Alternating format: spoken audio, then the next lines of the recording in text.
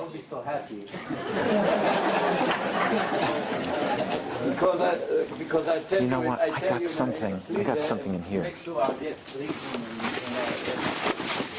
but I tell you what you just said. As a matter of fact, the point I wanted to present to you is that the reason that the Old Testament is full of so many mistakes and so many contradictions, some of them The Old Testament?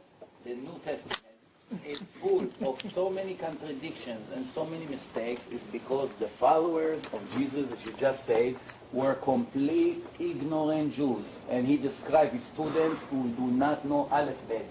And when you come to ignorant people that cannot be accepted to any yeshiva and ask them to falsify a book, claim to be from God, what do you expect? Every page has so many mistakes. Believe me, I have such a list here. I did not tell you maybe 10% of the things I wanted. Not that I thought that I'll be able to do everything in 2-3 hours, but I only... Yosef, you got a big problem there. I'll tell you what your problem is. What? The problem is, if these disciples of Jesus, the ones who wrote the New Testament, and granted they didn't graduate from any yeshivas, and they were unlearned, but if they were so laughable, how is it that Christianity took off? How is it that even many of the Pharisees followed what these foolish people were teaching, unless they were convinced that something miraculous, unless they were convinced that the hand of God was involved? Very good. I'm glad you said it.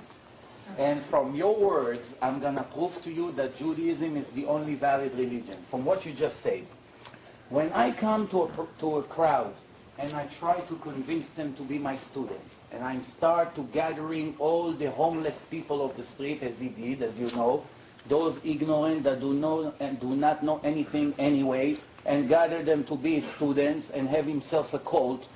When I come, and this is my goal, what kind of religion I'll design to these people?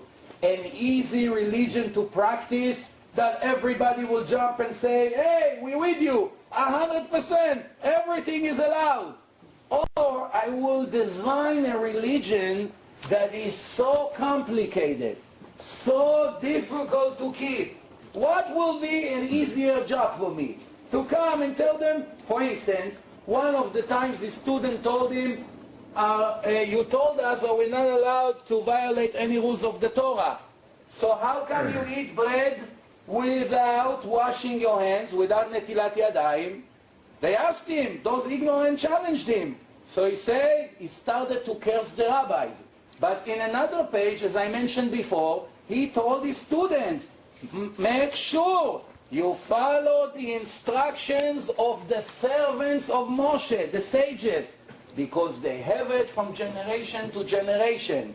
So now, you just say that you must listen to the rabbis. Those are the ones who keep the Torah of Moses alive.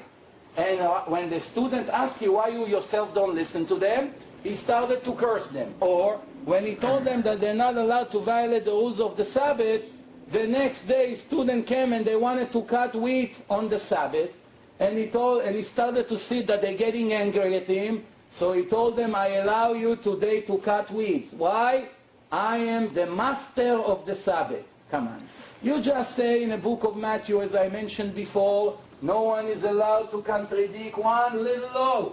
And if he does, he is going to be cursed by God. I'm sure they're... just allow them to violate one of the most important rules of God. See, I'm sure they would like to hear my explanation. Please? I'm sure they would. Please. You're cutting me in a nice way, I surrender. I'll always try to be nice. No problem. What Jesus did, he never said, you don't have to follow the law, or the law is not important. And that's why Yosef is correct. He told the people to follow those in leadership. He did nothing. He wasn't a revolutionary. He did nothing to try to undermine the authority. But what he did do was point out that their interpretation of the law wasn't an accurate interpretation. You see, the religious leaders would criticize Jesus for healing on the Sabbath. And Jesus pointed out that they were hypocrites. Why? because they did many things themselves on the Sabbath. They would water their animals. They would assist with the birth of their animals. The priests would minister on the Sabbath. And so he understood correctly, and the religious Jews of the day should also have been able to understand that there are certain commandments that are more important than others, that it is justified if somebody is starving to death to pick food on the Sabbath day. Wait, please. I used an example that is the worst sin in Judaism. Cutting weeds on the Sabbath is one of the 39 laws that we're not allowed to do on the Sabbath. You want the proof? I'll give you the proof. Okay, let's see it. I'll give you the proof. Comes a person named Slofchad.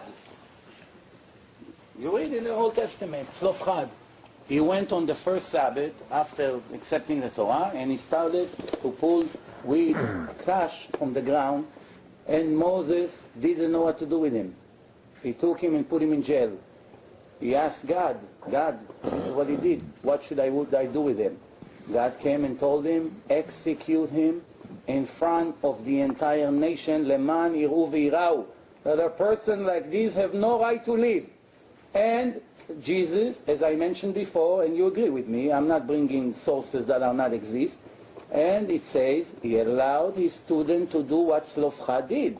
Now you just said no one is allowed to contradict the Torah, and you allow them to do something that the Torah say that it's death penalty. And when they told you, how are you allowing us such a thing? You say, I am the master of the Sabbath. You have to make up your mind. If you're the master of the Sabbath, that means God does not exist. You are a new God. The Torah is not true. If you come and say the Torah is the word of God, be very careful not to modify it, and you come and start changing it according to your need every day, then not only you're not the Messiah, you're not even a student. Are you allowed to defend yourself on the Sabbath? Are you allowed to minister in the temple on the Sabbath? Not to the point. But what is the point on this? The point is, can I come to one of my students that's sitting here, and he tell me, please, I'm going to lose $1 million if I'm not going to cut my weeds tomorrow because on Sunday there's a huge storm. I want to take my workers only tomorrow, Rabbi, I'm begging you. Please let me cut my weeds because I'm going to lose $5 million, whatever the case is. Do you know in history, before Jesus, after Jesus, any rabbi that kept what Jesus suggested, not to move an inch from the Torah, that will have the guts to come and tell a student you're allowed to cut the weeds on the Sabbath? It's such a violation. But wouldn't you admit that there are exceptions? Yes, exceptions. Wouldn't you admit that there are some more important? Pikuach nefesh, only life risk. There is only one exception to the law. If a person is in a life threat, such as pregnant woman, she may get into problems, complications, or a person needs a hospital, we are the Jews driving on a Sabbath, or if we need to light fire to save the life of a Jew, even if we're not sure he has high fever, just there's a 1% chance that a person is going to die, comes the Torah and say, the laws were given for us to live, thanks to them, not to die. How about circumcising a child on the 8th day and violating the Sabbath? Okay. Which comes first? Comes the Torah in a clear sentence and told us that we are allowed to do it on the 7th day. And if you know, in the chapter 19 of the Talmud, the Mishnah, Perek 19, the Rabbi Eliezer, asking this question, and has about 2 pages with proofs and verses from the Torah. How do we know that we're allowed to circumcise the baby in the 8 days? And you asked before about the oral laws, and maybe that's the time for me to respond to your question. You have to use common sense, which is very simple. What's the common sense? God brings the Jews in front of Mount Sinai and gives them the written Torah. The written Torah say Torahs. You disagree with me, but we'll take it further. Now tell me, if God comes to millions of people, remember, they're 1,300 years before Christianity, so there's no argument yet. The argument will start 1,300 years later, but at this point, everybody see that event. Comes God and say to the Jews, here is the Torah I'm giving you, and the Jews listening to Moses speaking. How do we know? nobody would be interested to take such a difficult religion to keep. So many laws, changing their lifestyle completely, unless if what the Torah says is the truth. So when I read about myself that God spoke to Moses, I'm a witness. If it's not true, I will say, Mr. Moshe, there's a mistake in the book. May I? It's a good point. It's a good point. It's a very good point. I will give you the time, but give me another minute. Comes the Torah to Moshe and say, there come one Jew and say to the crowd, excuse me, ladies and gentlemen, anybody heard here God speaking to Moses and giving him authority to be the leader? Please raise his hand. We are not interested to get it. We are free people. We want to do whatever we want. Like today, people don't want to be religious. What made millions of people all of a sudden became 100% strict and follow the rules? The fact that they heard God. Now, you may come and say, well, how do we know about the oral laws? Very simple. If you search in the entire written Torah, there are 613 laws.